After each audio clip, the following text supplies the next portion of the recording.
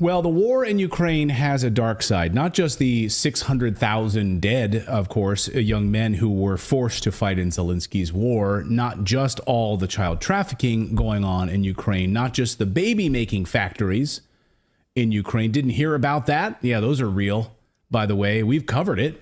And in case you need a refresher, here is the Swiss-based baby surrogacy company, Biotexcom, with a promo video explaining exactly how the desperate Ukrainian women can come into their bunkers, have their uterus basically turned into a baby-making machine in order to make some quick cash. Now I will show you our bomb shelter, where we will transfer our clients and their newborns in case of the outbreak of hostilities in Kiev. Let's go. So look at our nice facilities here. Here is a toilet. Here we have a first aid kit. There are all the medications needed to administer first aid. Here you can see gas masks. There are instructions on how to use a gas mask all over the shelter.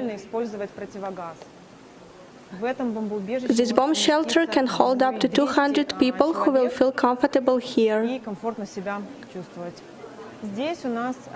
Here is our sitting and bedding zone. There are sleeping bags and beds. It's possible to sit or lie here. We have enough sleeping bags and gas masks for everyone who will stay here.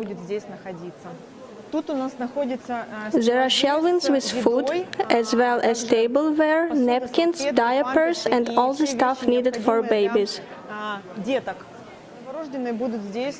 Newborns will feel comfortable here. Everything needed can be done here. Here is our children's area. Here we can place newborn babies. There are special cots prepared for them. There are also cribs for a bit older babies. You can see that babies feel absolutely comfortable here. Yeah. It's like staying at the Four Seasons. Yes, using them as baby-making factories. Surrogates need a womb, we've got you covered. And the rent-a-womb business is booming in Ukraine right now and expected to double over the next few years. And the best place to do it, of course, is in Ukraine, where desperate women are being exploited, of course. It's even worse than the baby bunkers, we should point out, if you can believe that. No, Ukrainian moms are mad as hell. Ukrainian moms are going to conscription offices and raising hell about their sons being dragged off to war. That's one thing. Of course, the mainstream media won't show you those videos. Those are astonishing to see all of these moms fighting back. But they are fed up and they want answers as to who's been harvesting the organs of their sons and their husbands. Who died on the battlefield after they were conscripted and thrown into the meat grinder? These Ukrainian women are demanding that the authorities hand over the information on who harvested the organs from their dead husbands and their dead sons. When they received their bodies, there were surgical marks and surgical removal of their organs. Oh my God. Sold off on the black market. Here's the original Ukrainian audio of moms protesting in Kiev, and then I'm going to play the English version. Пишем, скривають, інформація удаляється. Ми зробимо афішу на весь Київ, на всі города. І не ми одні, нас 11 закатованих ребят, які повернулися без органів. Без органів! Я можу відповідати? Да.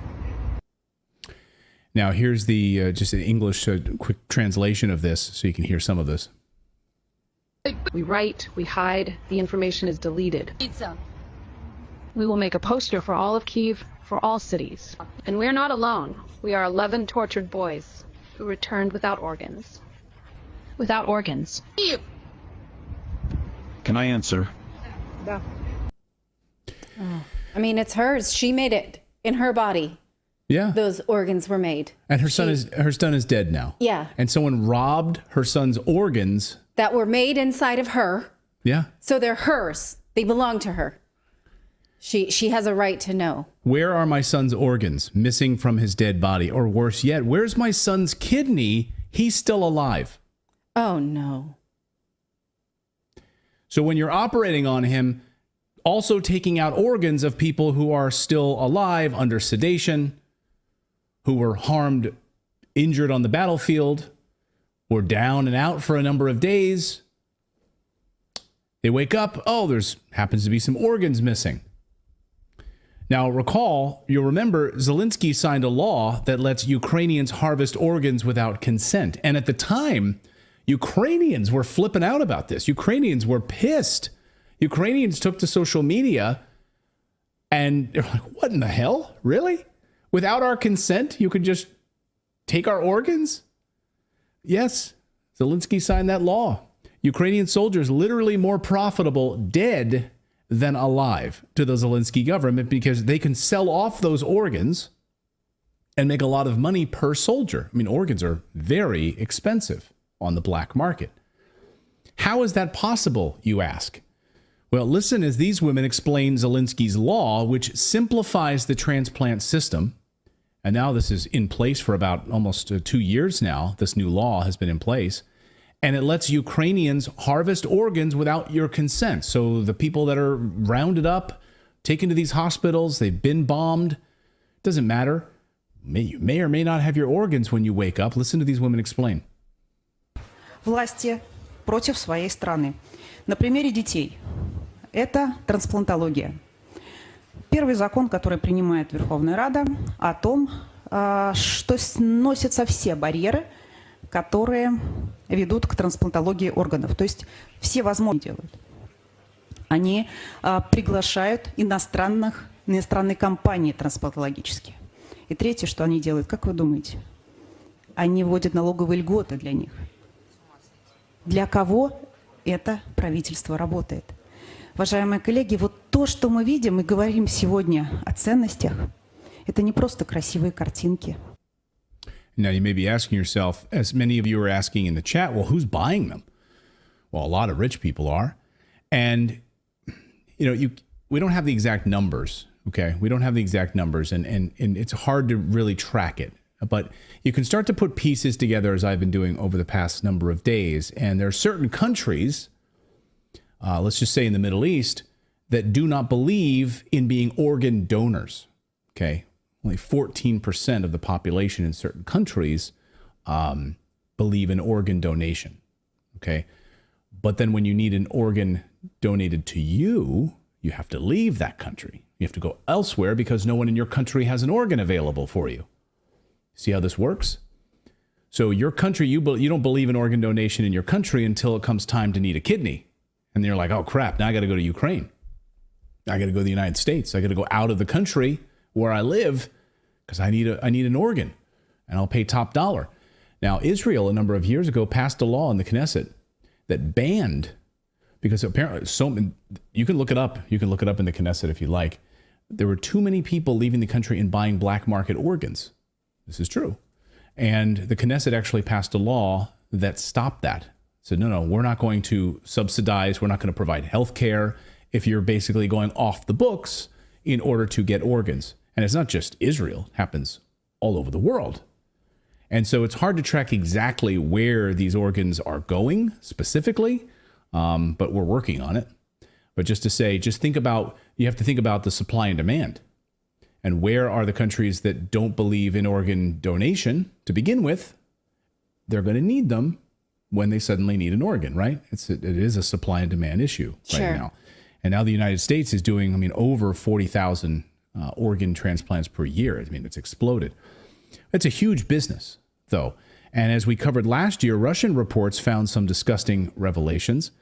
Organ harvesting business on front lines in Ukraine. Information on organ harvesting in Ukraine nowadays deserves attention, requires urgent internal efforts on monitoring and taking relevant measures.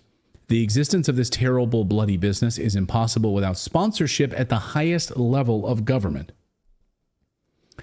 According to the spokeswoman, the authorities of the Donetsk People's Republic have information on Ukrainian nationalists illegally harvesting biological materials from POWs, locals, and wounded Ukrainian soldiers, according to existing data. Now, here in this is a Russian report saying they're illegally harvesting, but as you recall, Zelensky signed a law that makes it non-consensual, so it's not really illegal anymore. Just do it, right? To the rest of the world, we would say that's illegal. According to existing data in the active combat zone, 20 to 30 people per day end up being operated on by the organ harvesters, many of whom traveled to different regions from foreign countries specifically for this purpose.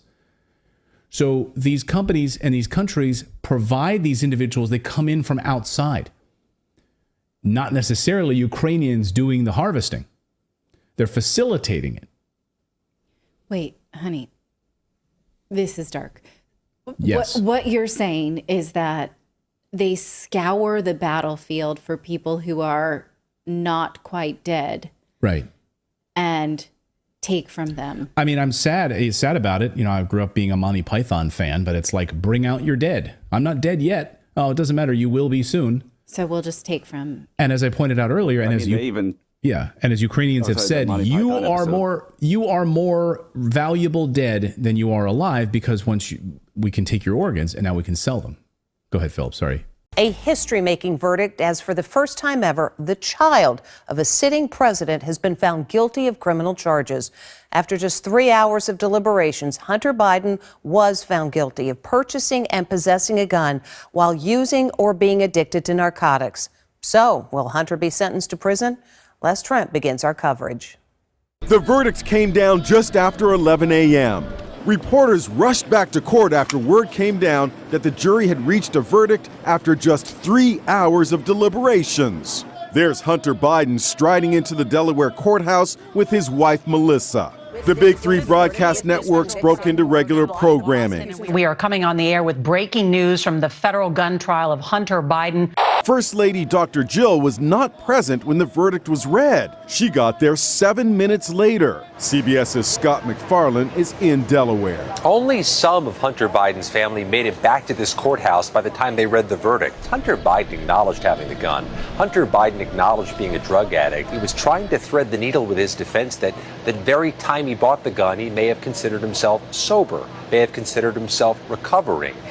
That legal defense didn't seem to fly or resonate with the jury. President Biden issued a statement declaring, "I am the president, but I am also a dad. Jill and I love our son. I will accept the outcome of this case." But the first family was said to be in a state of anguish.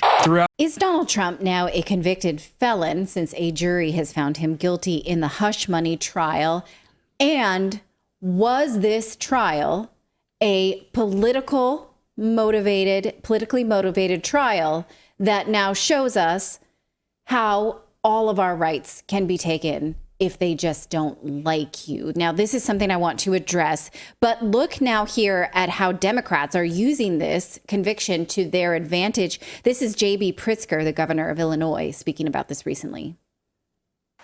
Donald Trump is a convicted felon, an adjudicated rapist, and a congenital. Not convicted of rape. He was found guilty of sexual abuse and defamation in the E. Jean Carroll case. He is not a convicted felon because a jury verdict does not, in fact, make one a convicted felon. The judge actually has to enter that judgment of guilt, and that has yet to happen.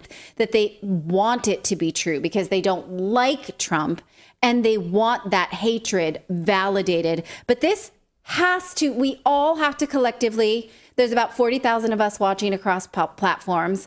We have to set aside what we like at this point and decide, do we have a law and a constitution? Is it being violated? And is there principles to stand up for? Now, last week, a Yale professor went viral for his assessment of the hush money case against the former president. And in response to this verdict of President Trump and all of our Sixth Amendment rights. Trump was not charged only with falsification of a business record. He was charged with falsifying a business record to conceal a second crime that he'd already committed. That's how the charges become felony charges. And if you're wondering, it's because he spaced out the payments over 12 months, generating like 3 business records each time, almost 3. You get to 34 counts of false business records. You may have read there are 34 counts. That's the 34 counts. But then the question is, what second crime is the state saying that he was trying to conceal through these allegedly false business records? So it's a 2-step crime, falsifying business records in order to conceal a second crime that he'd already committed. So what was the second crime? Well,